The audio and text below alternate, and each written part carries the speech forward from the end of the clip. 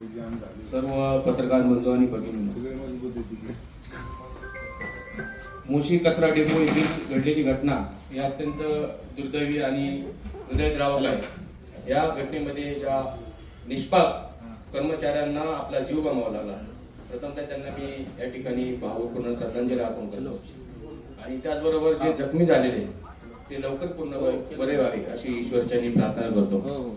खरं तर या दुर्घटनेनंतर अग्निशमन दल असेल, NDRF असेल, PMRD असेल, पोलीस वैद्यकीय पथके असेल, या सर्व बचाव यंत्रणांनी जीवाची पर्वा न करता रात्रंदिवस त्या ठिकाणी काम केलेलं आहे. त्यामध्ये आपले आयुक्त आहेत, यांचं प्रथमतः मी या ठिकाणी ऋण व्यक्त करतो. या घटनेच्या नंतर मी प्रथम आग्रही मागणी करतो की सखोल, निष्पक्ष आणि पारदर्शक चौकशी झाली पाहिजे. या प्रकरणाची SIT द्वारे किंवा CBI द्वारे चौकशी करावी अशी आपण प्रथमतः मागणी करतो. शासनाला वाटेल योग्य ते सक्षम यंत्रणेमार्फत समिती नेमून या ठिकाणी जे या दुर्घटनेच्या मागे दोषी आहेत अशांना सदोष मनुष्यवधाचा गुन्हा दाखल करून त्यांच्यावर निलंबनाची कारवाई करावी. त्याचप्रमाणे जे कॉन्ट्रॅक्टर आहे, खरं तर चौकशी समितीनंतर कॉन्ट्रॅक्टर जो आहे तो दोषी मानला जातो, परंतु त्याच्यावर नियंत्रण असतं त्या विभागाचं. मग विभाग प्रमुख आपले जे संजय कुलकर्णी आहेत आणि त्याचे सर्व इतर अधिकारी आहेत, यांची आपण चौकशी करून त्यांच्यावर योग्य ती दोषी असल्याची कारवाई करावी अशी मी प्रथमतः आग्रही मागणी करतो. आणि मला तर असं वाटतं, माझे वैयक्तिक मत असं आहे की ज्याप्रमाणे फास्टॅगवर एखादा खटला चालतो तसा तो खटला चालवावा आणि त्या कचरा डेपो मध्येच त्यांना फाशी द्यावी अशी मी सभागृहाच्या वतीने आग्रही मागणी करतो. पुढे जाताना मी या कचरा डेपोच्या बद्दल थोडी विवेचन करणार आहे. महापौर साहेब, एकूण 81 एकर मध्ये हा कचरा डेपो आहे. 1991 पासून हा कार्यरत आहे. जवळजवळ 35 वर्ष या ठिकाणी कचऱ्याची सुरुवात झाली. तसं तर बघायला गेलं तर 82 पासून तिथं कचरा पडत होता. त्यानंतर तत्कालीन मुख्यमंत्री पवार साहेब यांनी 1991 ला तो आरक्षित करून, जागा खाणीचे आरक्षित करून त्या ठिकाणी कचरा डेपो चालू केला.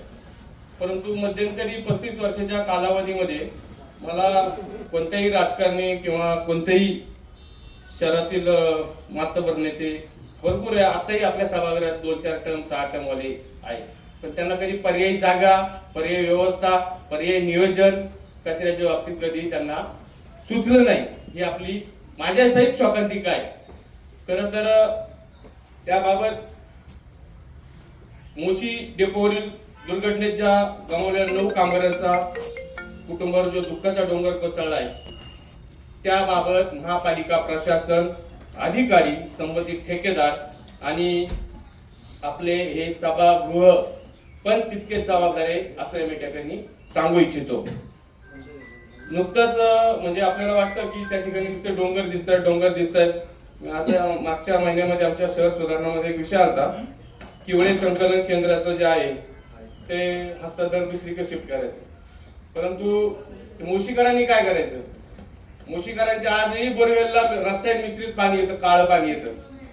त्यांनी किती सहन करायचं? त्या अनुषंगाने 2017 मध्ये तत्कालीन आपले मुख्यमंत्री देवेंद्रजी फडणवीस साहेब यांच्या मार्गदर्शनाखाली आमचे नेते आमदार महिजादा रांगे यांच्या संकल्पनेतून वेस्ट टू एनर्जी प्रकल्प चालू करण्यात आला. हा महाराष्ट्रातला पहिला प्रकल्प आहे. महाविकास आघाडी जेव्हा सत्तेत आली 2019 नंतर 2.5 वर्ष हा प्रकल्प रखडला गेला. आज महाविकास आघाडीचे 2-3 नेते इथे येऊन गेले, त्यात ते रोहित पवार असतील, सुषमा अंधारे असतील. परंतु त्याच वेळी जर तो प्रकल्प मंजुरी झाली असती, 3 वर्षाचा 5 लाख मेट्रिक टन कचरा हा आज संपुष्टात आला असताना त्याचा एखादा 2 डोंगर कमी झाले असते अशी या ठिकाणी पार्श्वभूमी सांगतो. 2023 मध्ये नरेंद्रजी मोदी साहेब यांच्या हस्ते त्या प्रकल्पाचं उद्घाटन झालं. त्या ठिकाणी आपल्या शहरातले सर्वच आमदार होते, खासदार होते, परंतु कोणत्याही लोकप्रतिनिधींनी खासदार असू नाही तर आमदार असू की पर्यायी जागेचं पुन्हा मी सांगतोय सर, आयुक्त साहेब पुन्हा का सांगतोय की आपली जबाबदारी होती ती 40 वर्ष आपण काम करतोय, आपली जबाबदारी होती की अजून एखादं कुठेतरी डेपो तयार झाला पाहिजे. त्यात एक पुनर्वसनाचा विषय रद्द झाला नागरिकांची मागणी, परंतु कुठेतरी आपली भूमिका ही विकेंद्रीकरण केली पाहिजे. या वेस्ट टू एनर्जी प्रकल्पातून रोज 700 मेट्रिक टन इतक्या कचऱ्यावर प्रक्रिया केली जाते. शहरात रोज 1500 मेट्रिक टन कचरा हा गोळा होतो.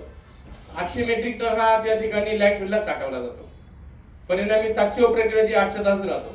मग त्याच्यामध्ये आपले बाकीचे चालू असणारे त्या ठिकाणी प्रकल्प आहे, त्यामध्ये MRF आहे 1000 मेट्रिक टन दिवसाला ठिकाणी काम केलं जातं. मेकॅनिकल कंपोस्ट प्लांट आहे, वेस्ट टू एनर्जी आहे, CND वेस्ट प्लांट आहे, बायोमायनिंग आहे, बायोमायनिंग फेज 2 आहे, प्लास्टिक टू फ्युएल प्लांट आहे, हॉटेल वेस्ट बायोगॅस प्लांट आहे. याच्यातून त्या कचऱ्याचं जे आहे त्या ठिकाणी जागेवर जिरवला जातो.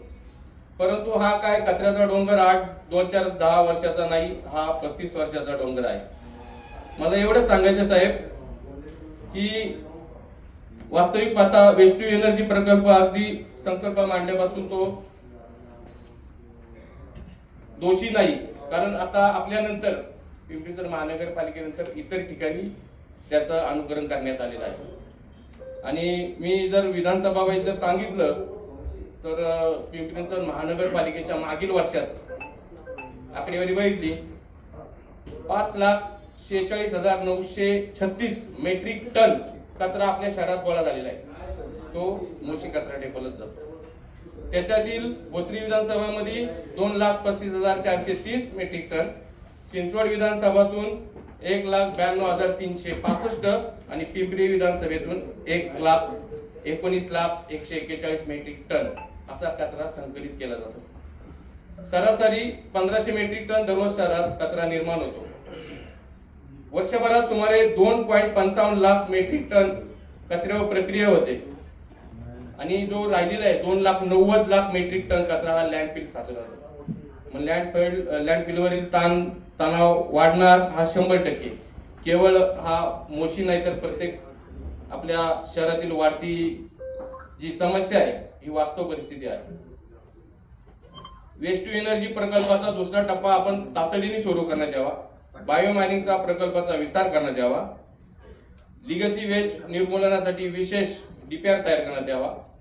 पिंपरी शहरामध्ये किमान 200 एकर जागेवर अत्याधुनिक पर्यायी कचरा प्रक्रिया केंद्र आणि नवीन कचरा डेपो उभारण्यात यावा. अशा माझ्या 2-4 मागण्या आहेत साहेब. परंतु ज्यावेळी तिथं बचाव कार्य चालू होतं पण आपल्यातलीच काही मंडळी इथं मला असं वाटतं आयुक्तांच्या केबिन मध्ये आंदोलन करत होती. आंदोलन हा सगळ्यांचा भाग आहे, मी काय कोणाला जास्ती म्हणजे याच्या बोलणार नाही. परंतु मला काय म्हणायचंय, सगळे तिथं व्यस्त. आयुक्त साहेब तुम्ही तिथं 3-4 दिवस काढलेत, तुमचं सर्व प्रशासनाने काढलेत. बचाव कार्य करण्यासाठी जे जे लागले ते सगळे तुम्ही 100% प्रयत्न केले, पण ती आंदोलन करण्याची वेळ होती असं मला तरी वाटतं. त्याच्यानंतर मी आपल्याकडे या कुटुंबाचे जे वारस आहे यांच्यासाठी एक नाही मी करतो बाई कुटुंबाचे जे मृत कुटुंबाचे जे वारस आहेत त्यांच्या ज्या मागण्या आहेत मी प्रामुख्याने या ठिकाणी मागणी करतो. मृत कर्मचाऱ्यांच्या कुटुंबांना जास्तीत जास्त आर्थिक नुकसान भरपाई द्यावी. नुकसान भरपाई महानगरपालिका, ठेकेदार, कंपनी, विमा, संरक्षण शासनाच्या योजनांमध्ये संयुक्तपणे देण्यात यावी. पिंपरी महानगरपालिकेमध्ये त्यांच्या वारसात पात्र वारसात एक नोकरी द्यावी. यासाठी आवश्यक प्रस्ताव महानगरपालिकेच्या सर्वसाधारण सभेमध्ये मंजूर करून शासनाकडे पाठवावा. संबंधित ठेकेदार आणि एक पात्र कुटुंबियाला कायमस्वरूपी रोजगार द्यावा. मुलांचे शालेय शिक्षण ते उच्च शिक्षणाचा संपूर्ण खर्च प्रशासन आणि कंपनीने उचलावा. व्यावसायिक शिक्षण व कौशल्य प्रशिक्षणाची सुविधाही उपलब्ध करून द्यावी. पीडित कुटुंबांना प्रधानमंत्री आवास योजना, घरकुल, SRA किंवा इतर योजनेतून हक्काचे घर द्यावे. जखमी कर्मचाऱ्यांच्या उपचाराचा संपूर्ण खर्च महानगरपालिका व कंपनीने संयुक्तपणे करावा. जखमींना विमा लाभ, पुनर्वसन आणि आवश्यक आर्थिक सहाय्य तातडीने करून द्यावे. मृत कुटुंबांना मानसिक, सामाजिक आणि आर्थिक आधारासाठी विशेष पुनर्वसन पॅकेज जाहीर करावे. आपण या मागण्याचा लवकरात लवकर निर्णय लावून त्या पात्र वारसांना आपण हक्क मिळवून द्यावा अशी विनंती करतो. आणि जाता परत एकदा साहेब सांगतो, जी माझी आग्रही मागणी आहे, जे पहिल्या सुरुवातीला बोललो होतो, त्याच्यामध्ये जे दोषी आहेत त्यांच्यावर कठोर कारवाई झालीच पाहिजे, त्यांच्यावर निलंबन झालं पाहिजे, त्यांच्यावर गुन्हा दाखल झाला पाहिजे, ही माझी प्रथम मागणी आहे. आणि आपण बोलण्याची संधी दिली त्याबद्दल धन्यवाद. जय हिंद.